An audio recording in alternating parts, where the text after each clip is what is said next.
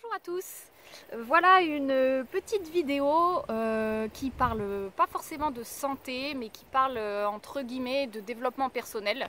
C'est le terme le plus répandu pour expliquer ce dont je vais parler.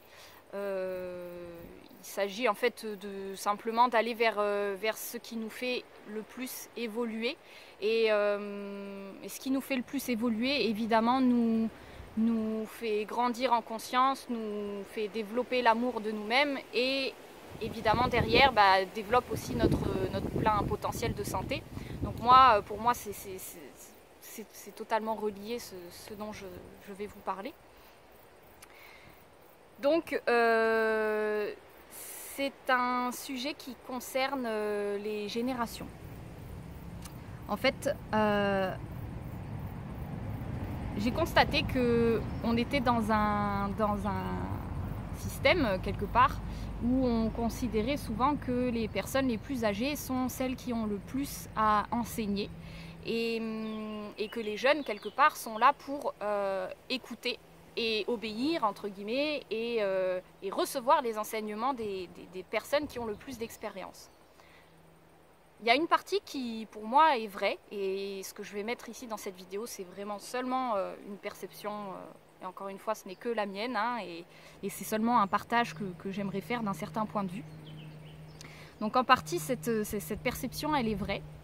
Et d'un autre point de vue, on peut imaginer aussi l'inverse, que les générations nouvelles, les gens qui vont être plus jeunes que nous, vont par nature avoir un corps en meilleure santé, un cerveau qui sera plus sain entre guillemets que le nôtre parce qu'il sera moins vieux. C'est pas que la vieillesse n'est pas saine, mais un cerveau plus jeune et forcément plus... Il y a un petit peu plus de vivacité d'esprit, et c'est pas seulement ça, c'est l'enfance aussi que les jeunes vont avoir n'aura pas été la même que ceux des générations qui précèdent, et celles des générations, je sais pas moi, des gens de 40 ans, de 50 ans, auront pas eu la même enfance non plus que les grands-parents de 90 ans. Là où je veux en venir, c'est que l'enfance conditionne notre état de conscience quelque part. Plus on a une enfance, on va dire, dans l'amour, dans l'affection, dans la liberté d'expression, plus on a de la conscience, entre guillemets, et plus évidemment on vit dans l'enfance des choses un petit peu traumatisantes ou oppressantes pour l'émotionnel, et plus notre conscience est freinée dans qui elle est, et plus on vit une vie quelque part en se traînant ces traumatismes un petit peu de l'enfance qu'on met du temps à outrepasser parce que, comme je vous l'avais expliqué, c'est engrammé en fait dans le corps.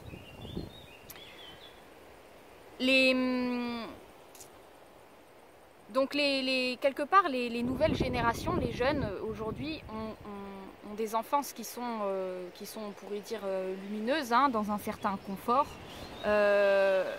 Et donc ils ont une certaine conscience, une conscience développée des choses. Plus on a de la conscience, qu'est-ce que ça veut dire la conscience? C'est qu'on a la possibilité d'observer, d'avoir du recul sur certains événements et de les observer de l'extérieur et d'un point de vue neutre. Évidemment que quand on observe une situation et qu'on est pris émotionnellement dedans, souvent c'est le moment où on se prend les pieds dans la situation parce qu'on n'a pas le recul nécessaire, on est dans l'émotion. La conscience, c'est quelque part ce qui permet de faire ce pas en arrière, de se détacher émotionnellement d'une situation, d'en être sorti et de pouvoir l'observer avec du recul, et du coup d'avoir la possibilité de répondre à la situation en la choisissant consciemment. C'est vraiment, pour moi, c'est la définition de la conscience, c'est que dans le moment présent, on a la possibilité de répondre à une situation par choix et non par réaction.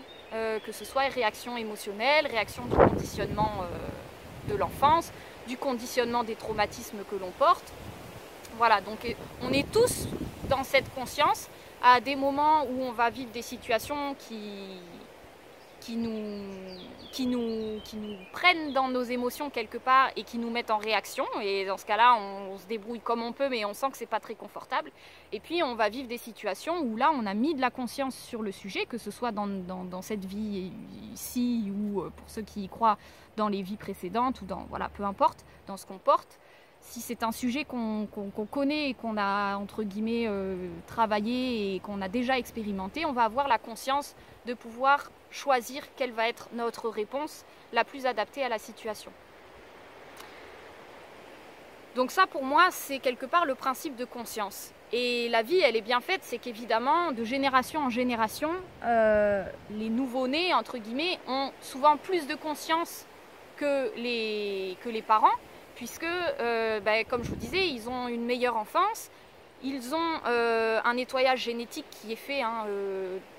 Alors là, je ne peux même pas rentrer dans les détails, mais c'est en tout cas dans la conception, dans la grossesse ou dans l'avant, il y a un nettoyage génétique qui est fait, ce qui fait que quand l'enfant naît, il a beaucoup moins de mémoire émotionnelle, il a beaucoup plus de possibilités d'ouverture d'esprit, d'ouverture de conscience, beaucoup plus de possibilités d'amour aussi, parce que la conscience, quelque part, c'est ça, c'est pouvoir s'aimer dans toutes les situations.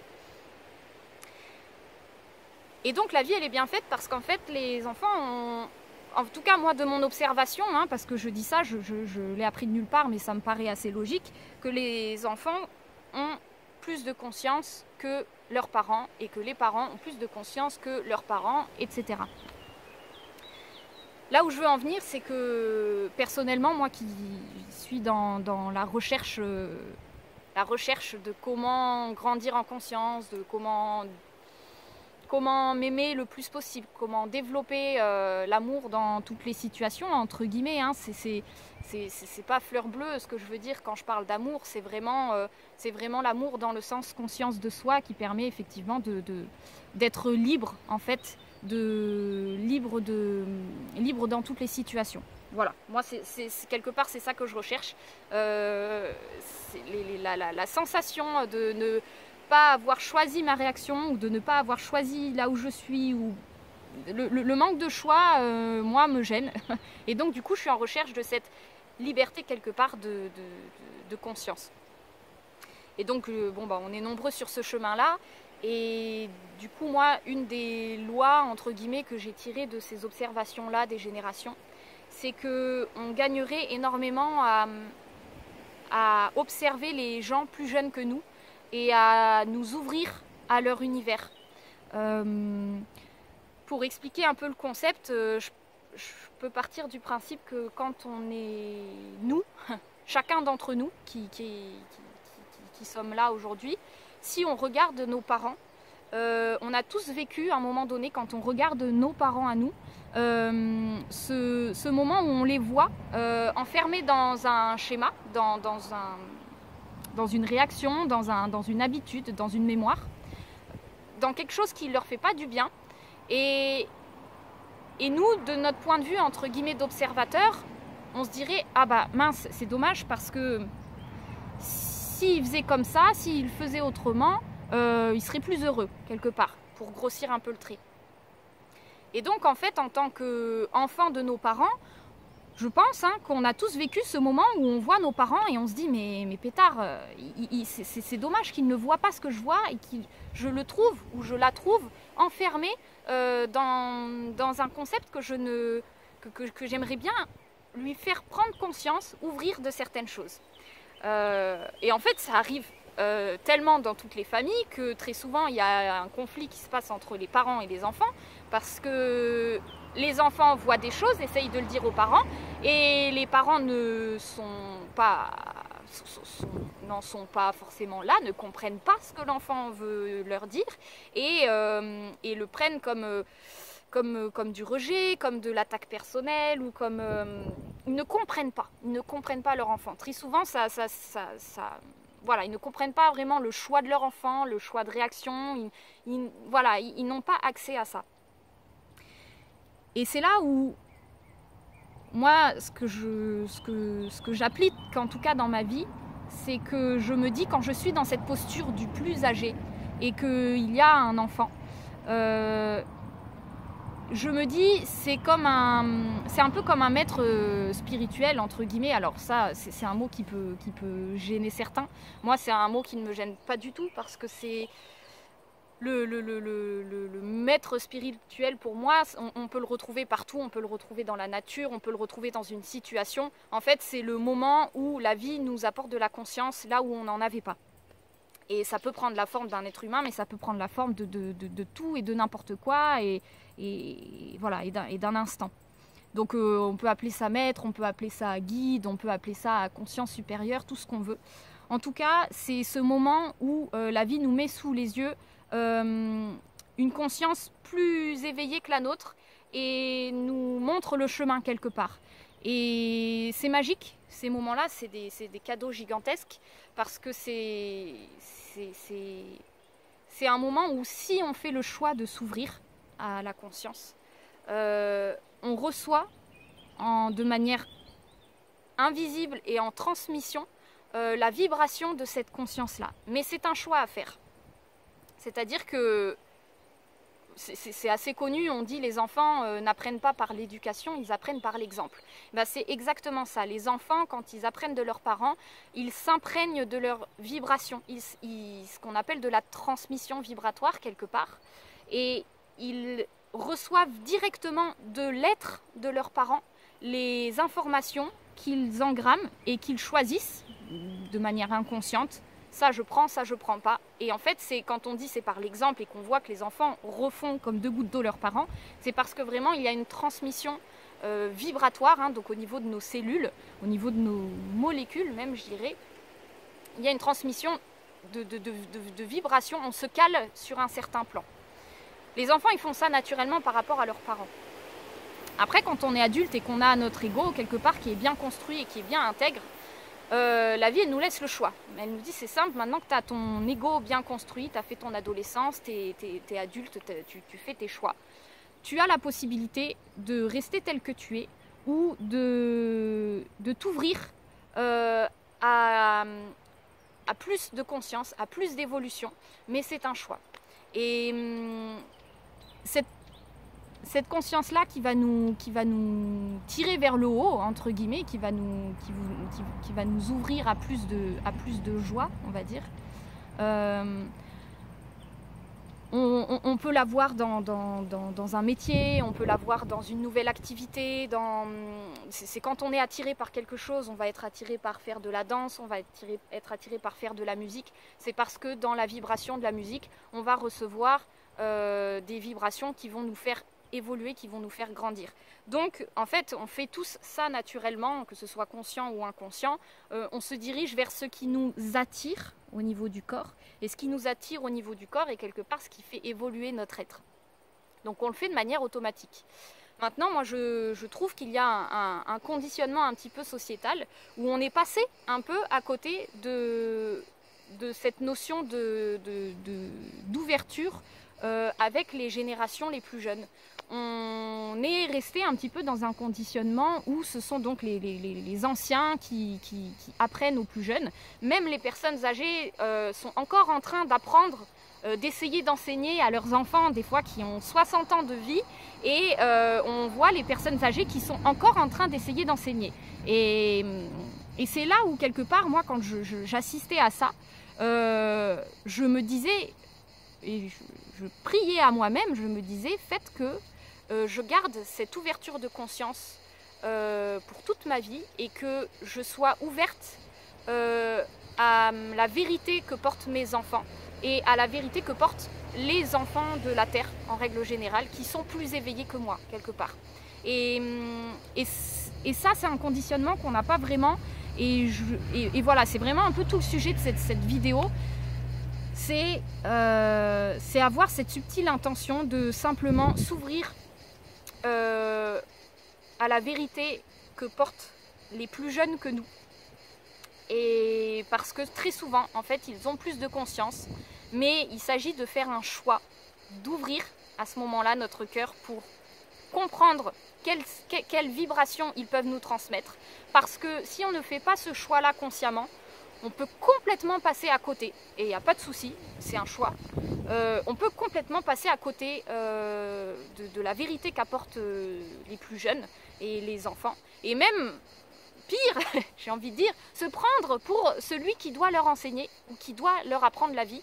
Et ça, c'est vrai que j'en fais un sujet de vidéo parce que je trouve que dans notre conditionnement sociétal, on a vraiment très facilement, même des gens dans la rue, ils vont voir un enfant qui n'est pas le leur, et ben ils vont très facilement lui faire la leçon ou lui dire ce qu'il faut faire, parce qu'on est dans ce conditionnement de c'est moi l'adulte, tu es l'enfant, donc c'est à moi de te dire quoi faire.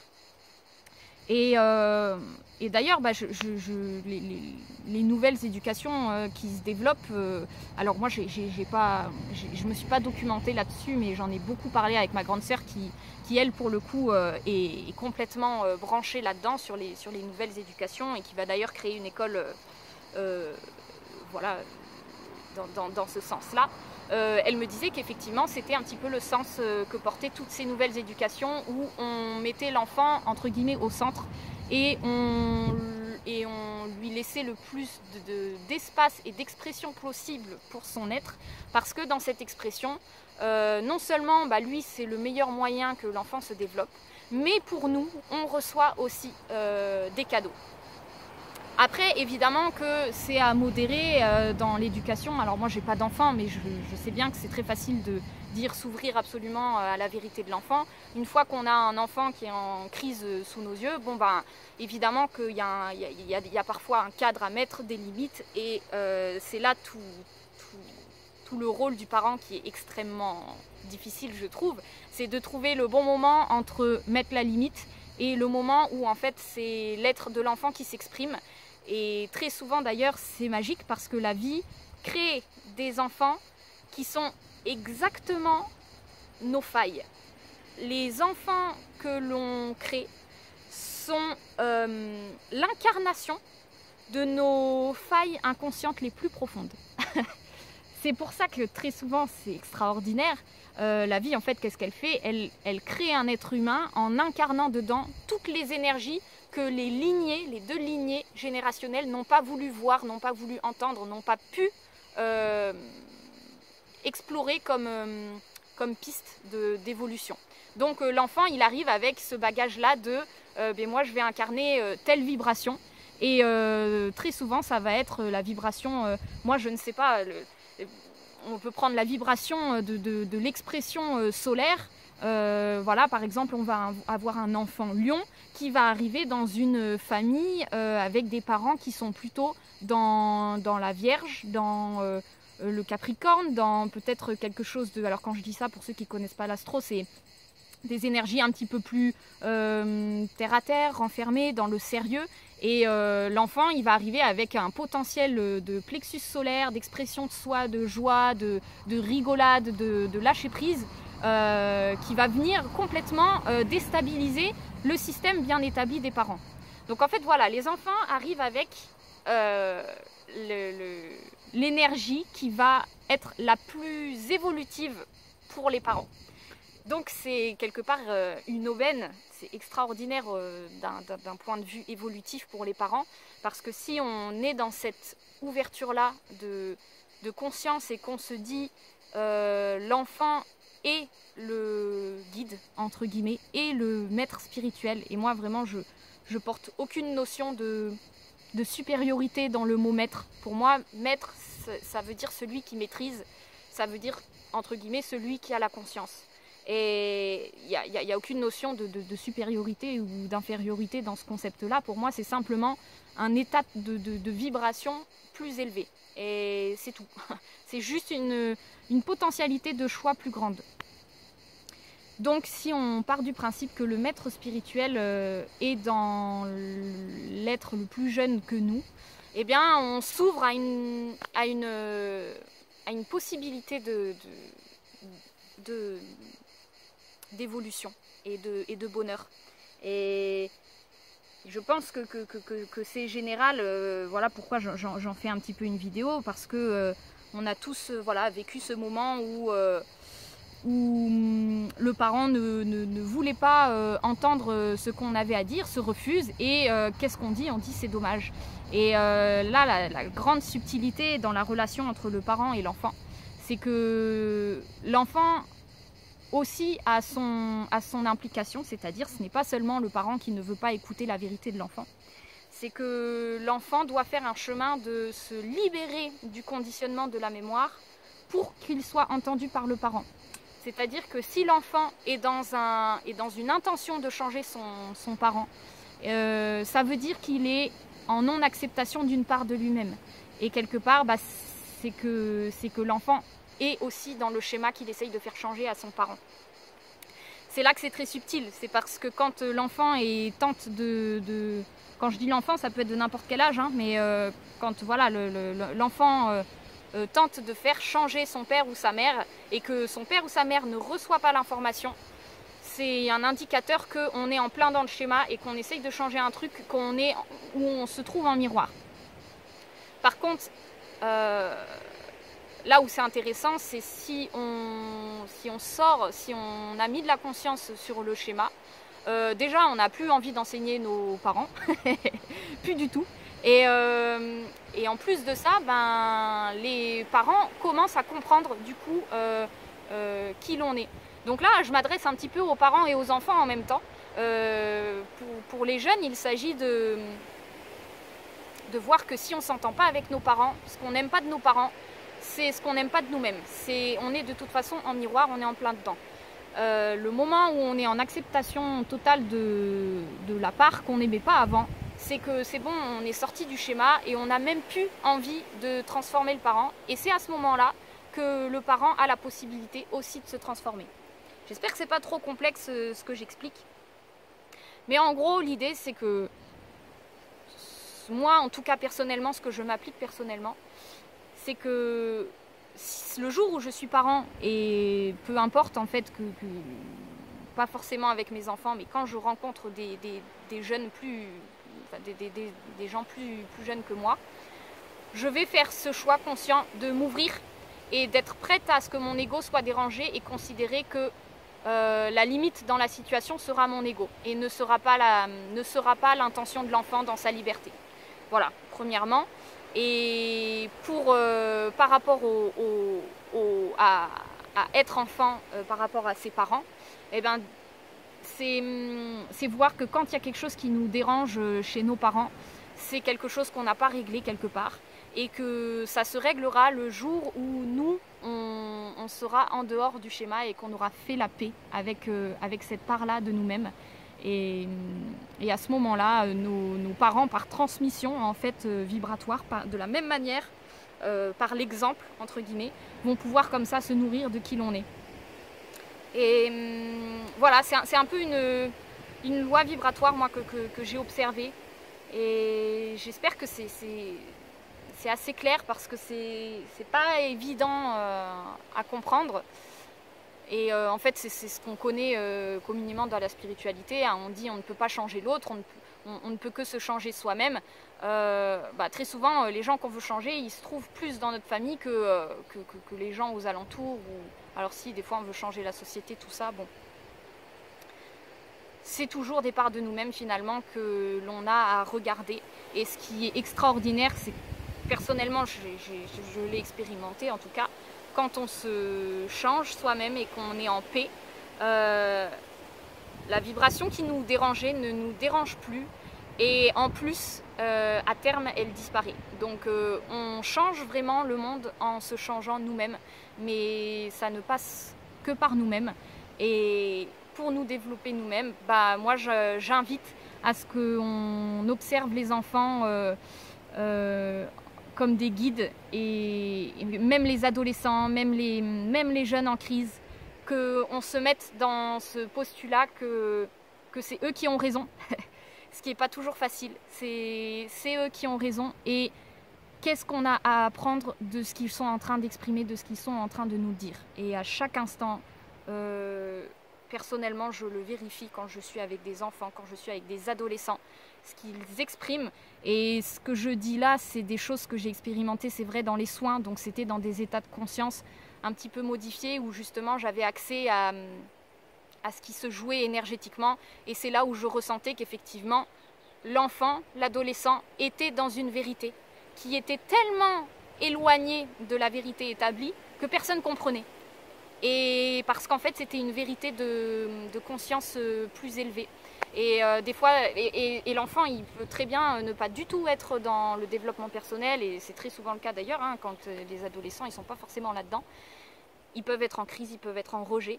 Et pourtant, quand je traite les corps et que j'ai accès à ces informations-là, ça apporte une vérité qui fait des dégâts dans la famille, qui fait des conflits avec les parents, avec les frères et sœurs. Parce que c'est des vérités qui viennent de tellement profondément dans l'être qu'elles mettent du temps avant d'être entendues et avant d'être exprimées correctement. Mais voilà, ça reste intéressant à observer de cette manière-là. Voilà, c'était pas simple à exprimer. Écoutez, j'espère qu'en tout cas c'était clair. Je remercie tous les nouveaux abonnés, les gens qui me font des commentaires aussi. Ça fait super plaisir d'avoir un retour parce que c'est vrai que je suis complètement en freestyle dans ce que je fais. Et voilà, merci de tous les retours. N'hésitez pas à partager si jamais ça vous parle. Et puis je vous fais plein de gros bisous. Et puis je vous dis santé et à très bientôt. Ciao.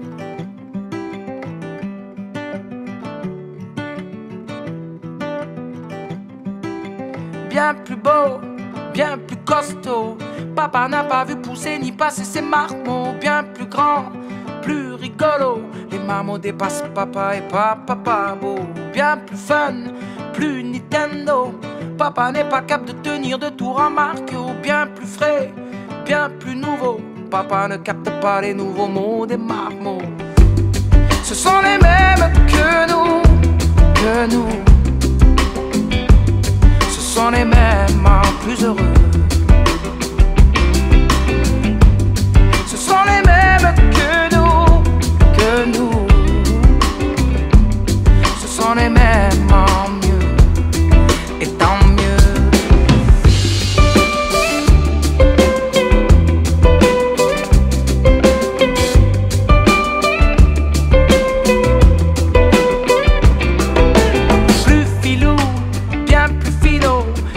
M'agace d'en savoir un peu trop.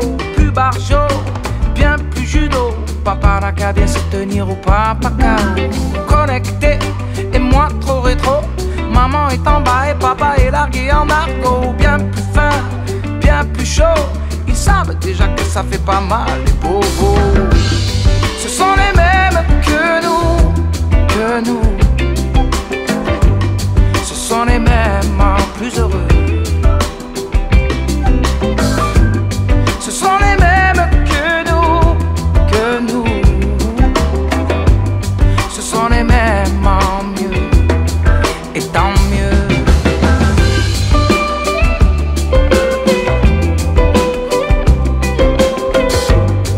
Désolé papa, avec un tout, mais un mieux. Comme c'est bon de les voir grandir, c'est bon de les voir grandir. Mais c'est aussi se voir vieillir, vieillir. On est les mêmes que vous, que vous. On est les mêmes en plus heureux. On est les mêmes que vous, que vous. On est les mêmes en mieux, et tant mieux. C'est comme ça.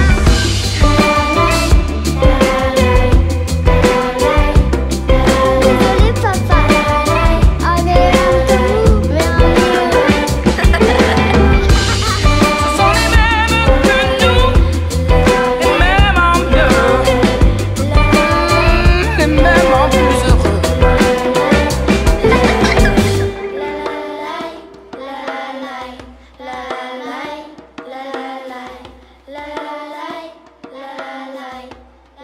Les mêmes en plus heureux.